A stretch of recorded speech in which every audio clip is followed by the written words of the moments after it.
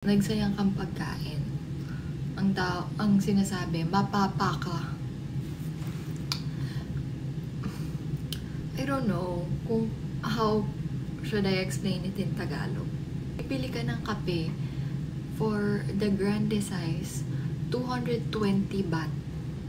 Times 2 ng presyo sa Pilipinas. Sinasabi ko sa inyo talaga. Unlike kapag mag-order kami via, alam niyo na, mas mura.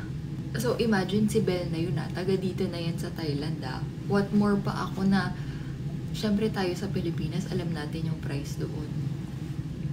220 baht for grande. Presyo na yun ng 220. Minsan nga mas mababa pa din yung grande sa Pilipinas. So, I'm just sharing that. So, mga ganun.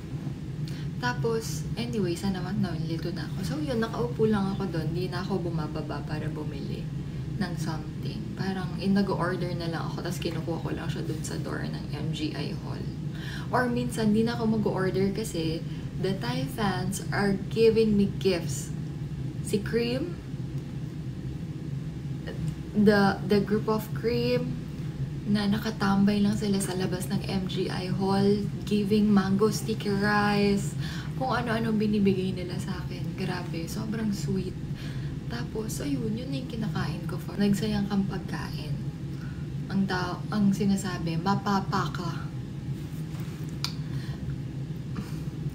I don't know kung how should I explain it in Tagalog. Kapampangan people, please help me. Nasanay kasi ako doon na pag di mo inubos or nagsayang ka pagkain, mapapa ka.